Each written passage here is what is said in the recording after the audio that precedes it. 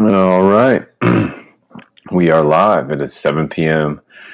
Pacific Standard Time, and it is Friday. It is our last day together. And it's been another great week. We've had some hiccups, some challenges, some, just some ups and downs along the way. But so far, so good. We're still here to impart more information, still here to explore what we're all about for another evening. So tonight's an interactive one. So if you've got some options or answers for the topics, please do participate. The chat is live and up and running. So we got some information for you today that's hopefully going to cause you to at least think. The goal isn't to scare you or to mess you up or throw you off, but we did say we were going to get into some scary stuff related to health over Halloween, since it is Halloween, over October, since it is the month that has Halloween at the end of it. We're going to get into some spooky, some spicy, some realistic information, and make it worth your time, okay? 30 minutes or less, just so that we can get in, get out, be on our way. All right. So I'm Coach Ryan. This is Project Fresh, and we are live. I wanted to speak very fondly and highly of our thumbnail for today. The post that we have is the "Let's Talk About It," which I think was a really cool piece. So what this is all about this was back on May 31st of this year. Any guesses on who drew this up? It's really cool, right? I really like it. It's got my name here. This is my signature, but the name and signature here is the one who actually drew it. I don't know if you can see it, but the individual who did this masterpiece just commented.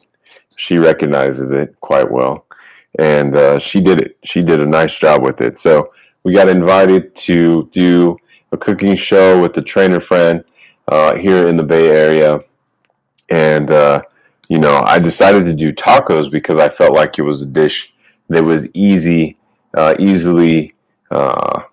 transferable across multiple cultures, and we have a lot of different cultures here in the Bay Area: Black, white, Hispanic, Filipino, all walks of Asian. I mean, so many different cultures here in the Bay Area. Indian, East Indian is very prevalent here in the Bay Area. And so I wanted to do a dish that would relate to just about any of those walks of life. And I had 5 different recipes for tacos that I gave in this. And I asked my wife if she would go ahead and draw this up. And she did such a fantastic job. A smiling taco, which is really solid. And then, of course, the Let's Talk About It in our episode 1. So this was our first episode. Hopefully one day we'll frame it. I've got it preserved here the best possible, but dated, signed, and ready for frame. So I want to share that real quick as far as our thumbnail for today's video. I thought that was a fun one. And we are talking about food, so it was very fitting.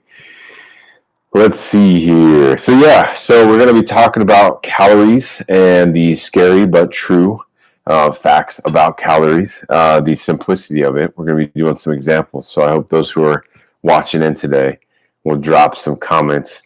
My hope is to keep it simple.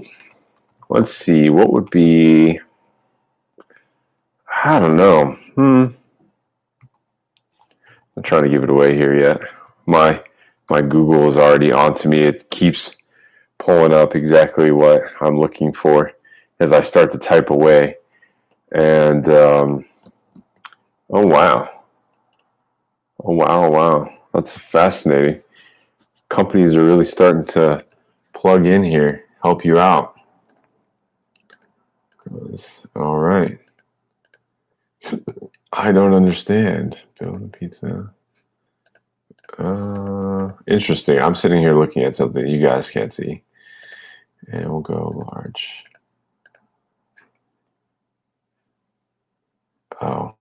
I see.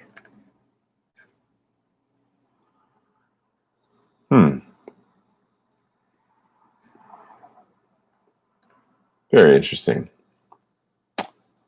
Okay. Just one. That's actually not bad. Let's do...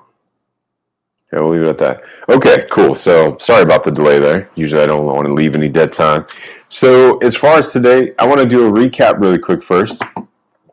Quick reminder, live chat is up. Okay. Live chat's up, so feel free to join us on that part. The chat is available after the video too, so if you see this after we're done going live, please feel free to comment and we'll gladly get back to you. So quick recap on the channel. The description's in the link. So we have our purpose, the reason why we're here. We have our business model fresh, what that's all about as far as our lifestyle. We've got our 3 custom packages that are available for a very reduced price. One winner per package. It's a group what do I want to say? Group buy-in, but there's only one winner. Okay. We've made it substantially less in price to significantly increase the value and to provide an option for our potential clients as well as our current clients, if they haven't purchased any of the packages that we have on there, the opportunity to interact with us, do some business with us. Our services and products are available, and to do it at a significantly discounted price, especially that medium package today. So this month. All right. So that's all those finer details. Also, it's the end of the week. Next week, we're going to be starting up advertising again for our 6-week transformation program. If it is your season and time to start looking at losing weight, burning belly fat, toning up, and building some muscle, those are the byproducts of pursuing a healthy lifestyle. And I hate to use the word healthy because it's so easily thrown about left and right, to and fro. Healthy is not exactly what I want to stay with there. I want to stay more focused on a lifestyle that's going to increase and improve the quality of your life. Okay. So we look at what challenges you face. We look at the goals that you want to achieve. We make sure that we provide you the information that is actually true, like we're going to do tonight, not the maybe scare tactics that are out there in the world, or the going for the throat on just fat loss, which is an attractive thing, but it's not really actually the main gem to the treasure chest, if you will. I don't know why I came up with that analogy, but there's more to pursuing that quality lifestyle than weight loss. In fact, I think that's a secondary or even third, tertiary level to the overall package. The primary one is, can I move about in the way that I want to and not feel like I'm going to take out a joint or cough up a lung? You know, can I breathe? Can I do it without feeling totally gassed out? Do I feel good in my body, the way that it's operating and functioning, how I'm sleeping, going throughout my day, whether or not I'm working out? Does it feel good? And when I look in the mirror, do I like what I see? If I take my shirt off, do I like what I see? If I have a particular pair of clothes that I want to wear, do I like how I look in those clothes? Like, I think those are the more finer parameters. Now, in the context of weight, yes, we do know that weight can have its impact in a lot of different ways. It can start to have its impact on the internal organs.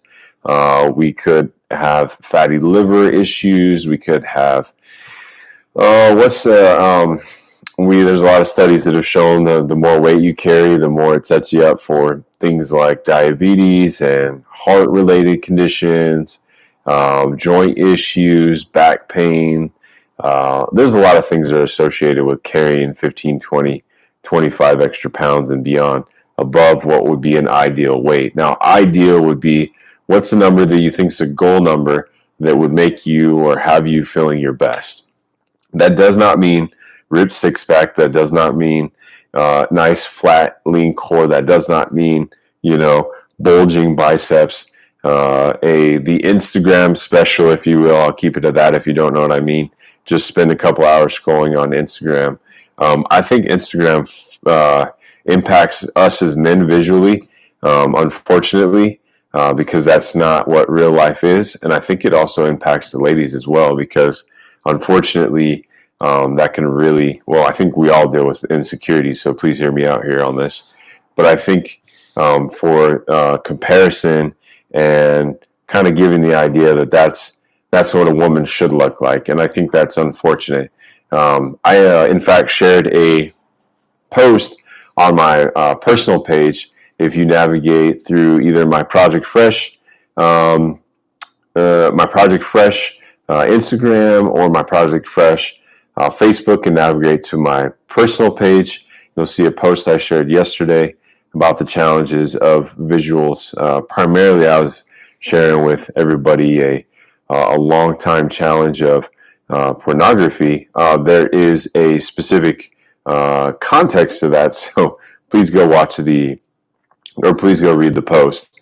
But in essence, what is shown in that material, and you could even argue in magazines, in Instagram, all the stuff that's visual, unfortunately, I think is very damaging to expectations when it comes to what a body looks like. And I think even for the men too, what we see on Instagram. I was even thinking about this earlier today. A lot of the, with the exception to some, a lot of the different advertisements that I see is typically a bare-chested, very fit, not by fit, I mean like bulky and ripped individual, no hair on the chest, completely bare, and like I said, big biceps, big chest, ripped out core, really defined obliques. If they show the back, then the back is all shredded out. And I was thinking to myself, I was like, geez, I don't look like that. And I wonder if somehow, some way, over time, I've related that to being the ideal thing. In fact, I thought about that earlier this year. Anytime I do a before and after photo, well, with the exception of one earlier this year, typically I would shave up the chest. And it's like it dawned on me that, man, like in a indirect way, psychologically in my subconscious, it's like I believe the only way I could look good in a before and after photo is if I have no hair, if my bottom abs aren't showing, if there's zero fat on my chest, like that's the only way you could show it. And I had to really stop and think about that. And especially when I saw the advertisement today, a guy was on a bench talking about how, I don't even remember what he was getting to. Have you tried keto? Have you tried no keto? Have you tried carbs? Have you tried no carbs? Have you tried intermittent fasting? No intermittent fasting. And like, we're gonna put all that to the side, and we're gonna show you the easy breezy of weight loss and getting jacked. But he was doing it all with his shirt off, and I wasn't even really paying attention to what he was saying. I was just, going through my head like, man, is that what value is as far as health? Is that the only standard that we're projecting out to people? And it really hit me. That's not necessarily today's topic, but I just want to share that because whatever it may be, there's this kind of unfortunate idea of what a body should look like, male, female, especially in the context of attraction. We could take that all the way from just seeing someone on the street to physical intimacy, as far as attraction goes. And that's a slippery slope, unfortunately. I don't think we talk a lot about it as far as how it might have impact in mental health for men, because we as men don't really talk about our mental health, and it's not something that necessarily is concerned. I know, not to say that it isn't of concern, but my wife and I watched a very fascinating documentary. It's on Netflix and Amazon, and it's called, I forget the last bit of it. It's The Mask You Live In. That's it. Yep, The Mask You Live In. Really excellent. I'll go ahead and see if I can find it here. Is this the one? It may even have a website here. The Mask You Live In. Nope, I don't think that's it. But you could Google search it if you like. I think that it's on. Is it on Amazon? Yeah, here it is. This will at least show you what it looks like. However you decide to watch, ultimately is up to you. But I'll go ahead and put it here in the chat.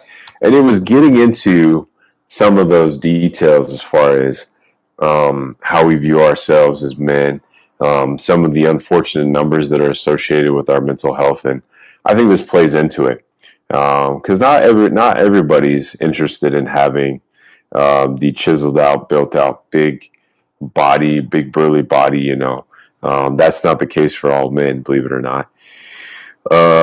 And I was even talking about that in my own post, how I felt like I had to become big and strong and look a certain way due to some of the challenges I had as a kid, some trauma that I experienced that really messed up relationship for me. And the only way I feel like I could come into a relationship was being a big, strong, capable individual.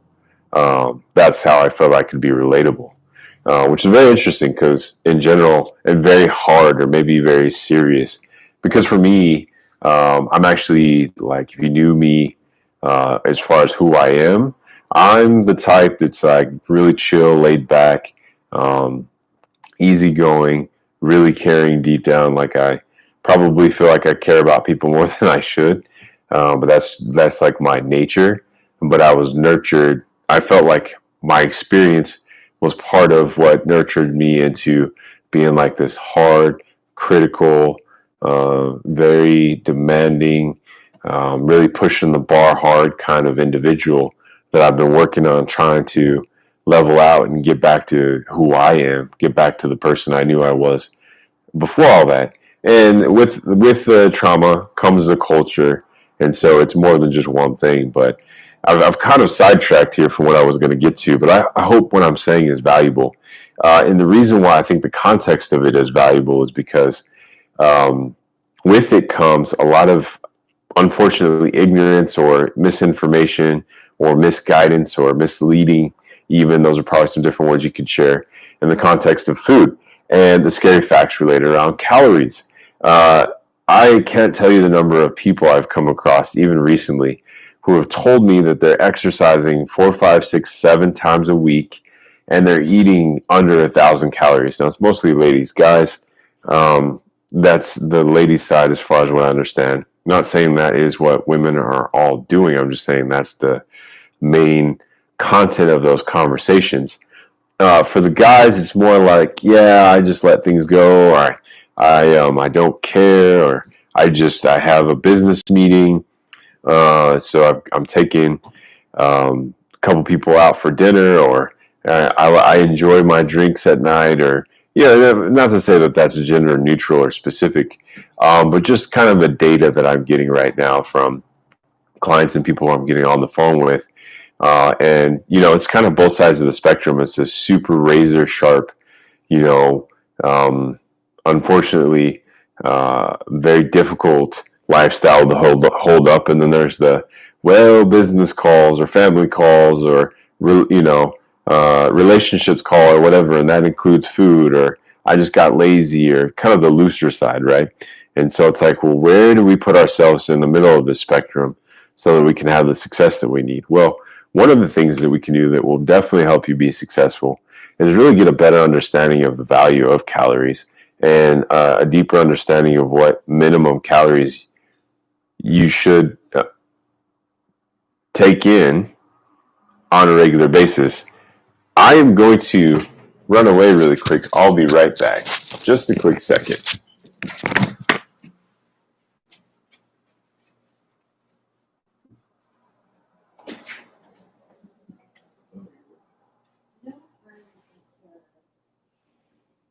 I'm still live streaming.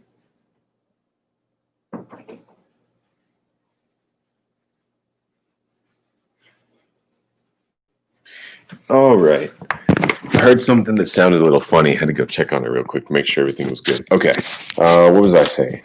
I was just saying the value of calories is huge. Oh, minimum calories. Pardon me. For the ladies, minimum calories. Period. In a weight loss setting. This is weight loss. This isn't. This isn't. This isn't maintenance calories, and I'll explain what I'm saying. Weight loss. So if you're looking to operate at a deficit, meaning you're looking to cut body fat, you should, for the ladies, be low you should be, or you should do the best you can. I'm trying to get rid of that word should. The recommended amount of calories to have at your minimum is 1,200 calories for the ladies, 1,500 calories for the guys. And that is in a cutting, okay? A cutting season. Now, your maintenance calories, go look up TDEE calculator. TD, the letters Tango, Delta, Echo, Echo, calculator. Look that up. And what you'll find is a calculator. It's going to ask you for your weight. It's going to ask you for your height. It's going to ask you for your age. And if you know what your body fat is, you can plug that in too. And hit go in the calculator, and it's going to give you a maintenance number. That number states that if you may, and what is your activity level? So are you sedentary? Do you work out 2 to 3 times a week? Do you work out 4 to 5? Or do you work out 6 to 7 times a week?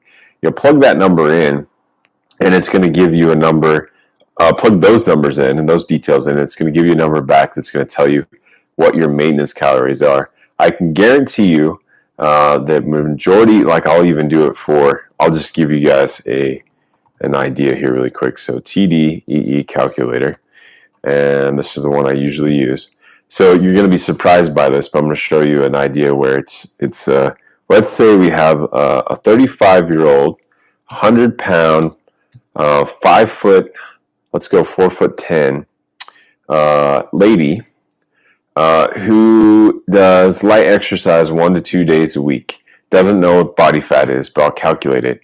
The minimum calories, again, a 35-year-old female who's 100 pounds is 4'10", with light exercise 1 to 2 times a week. Her minimum maintenance calories are 1,428 calories per day.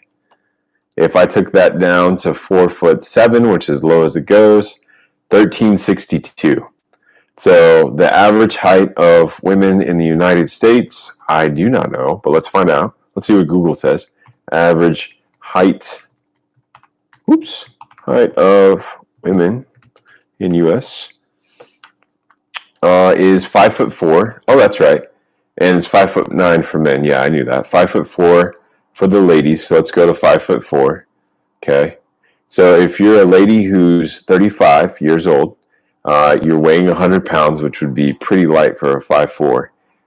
Your maintenance calories is 1,559 calories a day. Okay. If you're a male who's 35, who is 100 and let's say 135, and you're 5'9", that's pretty light, I would say. Same thing, light exercise. Your maintenance calories are 2,114 a day. Okay. That's pretty interesting, right? But that is based on science. Those calculations are actually based on different, different calculations by scientists in the physiological, biological sciences. Like those are legit numbers, like to the day, legit numbers. Okay. And that's maintenance only. So if you're looking to cut calories based on those examples I just gave, you would take off about 200 to 300 to maybe 500 calories max. I'd probably start in the 200 to 300 range.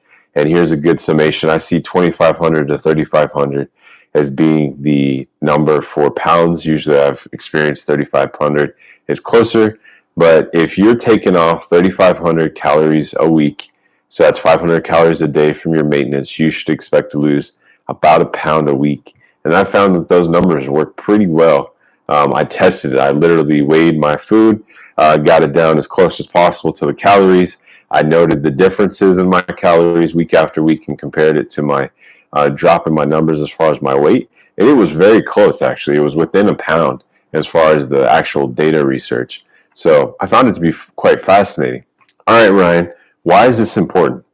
Well, it's really easy to start blowing those calorie limits. And this is the reason why we start packing on the pounds and trying to figure out what the heck is happening to us. Now, again, I'm not looking to shame or guilt anybody. This information is to make you aware so that whether you decide to do so or not, that is totally up to you. The awareness is going to put you in a position where if you do get to a point where you want to make changes, you know what you can change, which we all know, but we don't maybe know it exactly to this level unless you've done the work before. So let's pick on a few different foods. So let's say we have a long weekend, or we've had a long week, and we just want to eat a food of choice. I need my calculator here. Now let's say we order a large deluxe pizza from Domino's. One slice of that pizza is 310 calories. And let's say you knock out 4 slices in a sitting. That's 1,240 calories. If you knock out the whole pizza, that is 2,480 calories. If you remember correctly, even the average height of a man who's 5'9", 135 pounds, let's say he's even 150, his number is going to go even higher. He'll probably be around that. In that one setting, you just did anywhere from half to over the entire amount of calories for your day. That was lunch or dinner. Let's say it's dinner, the end of the week on Friday night. That literally was just one meal, and you just had your entire calorie load for the day. So it doesn't include breakfast if you had it, or lunch, or any other snacks throughout the day, which we all have challenges with sometimes. Those cravings are real. If you're a partier or you like the libations, that doesn't count for the drinks. That literally was just one meal, and I will talk about the scary facts of alcohol another time, about how that really, unfortunately, can cause some issues in the midsection. And I'm not just talking about putting weight on either. There's a lot of different things that alcohol can impact in the context of consuming more than the recommended amount on a daily or multiple days, either on a daily basis or in multiple days stranded together. So that was an example for a pizza. Let's go ahead and knock home at Ryan. Let's go ahead and bring it home to Ryan. Sounds weird. Here is a fast food chain that I am known notoriously for loving amongst my friends, and it is a Whopper at Burger King with no mayo or ketchup. What in the world? I want some mayo. I want some mayo and ketchup on that bad boy. I guess this must be the healthy menu. So for one Whopper, it is a total of 500 calories. So wow, that mayo really puts a lot of calories in it. So it's 500 calories. And as a 12-year-old, I would consistently and regularly have 2 of those as a kid, not including the big fat drink or the large or extra large fry. And that would add probably another 200 to 300 calories on top of that. So we're talking about 14 to 1,500 calories for the sandwiches, plus the fries, plus the drink. That's a 2,000 calorie meal. I was very overweight as a young kid. From age 7 all the way up until about 15, I was overweight, even playing sports. What's interesting about a Whopper is it's about 16% protein, almost 40% fat, and 36% carbs. Well, a majority of those carbs are starches, so the fat and the starch is the majority of that meal, and that is if you're not having any exercise or you're eating in addition to that dinner or that meal. And again, this is in relational to your height, age, weight, gender as well in this case. That could really be adding on those extra calories. Let's go ahead and check out Taco Bell for another one. Taco Bell, I'm just thinking of when I did this, when I pulled these up, I thought about what do I see advertised a lot on TV right now. Burger King, Taco Bell came to mind. I was trying to think of a pizza company. It was either going to be Domino's or Pizza Hut. So at Taco Bell, a menu I'm not familiar with. Let's see here. Those cinnamon delights, the 12-pack that serves 4. If you knocked one of those out by yourself, that's 930 calories for breakfast. If you had, that's the breakfast menu. Let's check out what's for lunch or dinner. The burrito, the bean burrito, that's not bad. 350 calories. The black bean quesarito is 630. Let's see here. There's the one that they're advertising. It's a big, like, nacho. There it is. Nacho party pack. That's 2,000 calories for the party pack. If it's beef, it's 1960. If it's chicken, 2,000, a little over 2,000 if it's shredded chicken. So if you happen to knock that out, and if it's a party of one, you're going to be also enjoying the party of one calories, and so on and so forth. The chicken enchilada nachos is $1,000. The Fiesta Taco Salad nachos is $1,300. These are just single servings. Oh, I didn't know they sell beer, wine, and spirits at Taco Bell. Interesting. Like I said, I won't tell you guys about the drinks today. We'll say that for another time. But I think you get the point. And here's the one I like to share with my clients, and I'll wrap it up because I'm at the end. So one of the epitomes of an ideal meal would be a salad with protein, right? Let's say we're just making it ultimate, that ultimate idea. It's the perfect leafy green salad with a nice fillet of salmon on top and a little bit of other items on there, whatever you like, maybe some seeds or nuts or whatever. Let's just say that with what comes with this epitome of the perfect meal is olive oil and pepper. Now, 1 tablespoon of olive oil may just not be enough to make that an enjoyable salad. It might be too dry, right? Well, what if we decide that our plan for the day is only one fat serving, other than what we can find in meats and veggies and carbs, one dietary fat, meaning a fat like an avocado, an oil, a seed, a nut, something like that. And we say it's 1 tablespoon of olive oil. Well, if you decide to do those extra 2 tablespoons of olive oil, did you know that every tablespoon of olive oil is 120 calories? So if you add 2 more tablespoons of olive oil, and you do that all 7 days, so 240 times 7, that is 1,680. And if you divide that by 3,500, that is just shy of a half of a pound. So if you were killing it on your nutrition plan all 7 days of the week, but having those extra 2 servings of olive oil, you would be steadily increasing in weight. All other things equal and the same, workout, whatever else you're doing. You would be steadily increasing a half a pound a week. And I mean, literally, that would be the case. Let's say you add in some nuts or some seeds or some other snacks that have fat content or calorie content, even 200 calories above what you need. Let's say it's an extra 500. Well, that's a pound. 700. Well, now, are you guys getting the point? 700 times 749 divided by 3,500. That's about 1.4 pounds. 700 calories. It could go like that in a day, and multiply it by 7 days, you could be up a whole pound and a half. So that's the power of food, but there's also a bottom threshold for that too. Again, as I mentioned, 1,200 for the ladies, 1,500 for the gents. If you go under those numbers, that's going to work against you as well.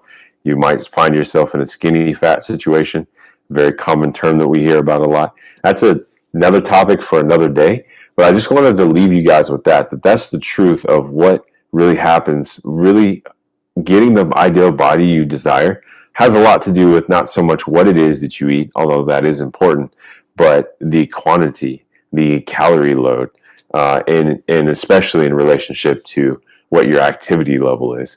So we'll leave it at that. What's up, Aaron? Yeah, I appreciate that. Absolutely. That's one I share with people a lot as far as olive oil. Like it gets most people all the time. Like, what?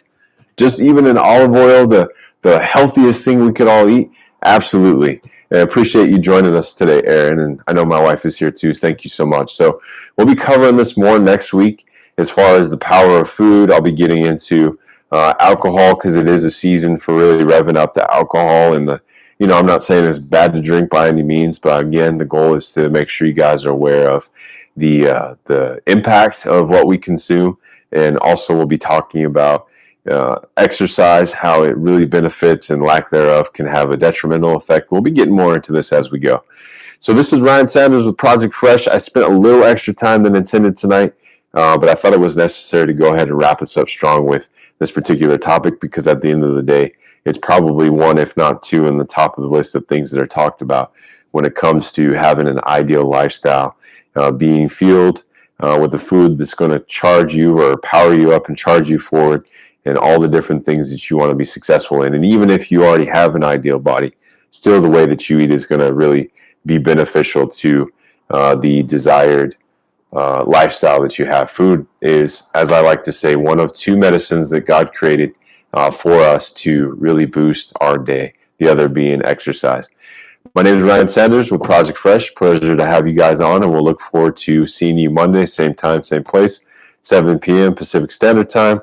Feel free to ask questions along the way. I'm glad to answer them on the spot so that we can keep you guys going. All right, have a great night, a great weekend, and stay safe out there. We'll see you next time.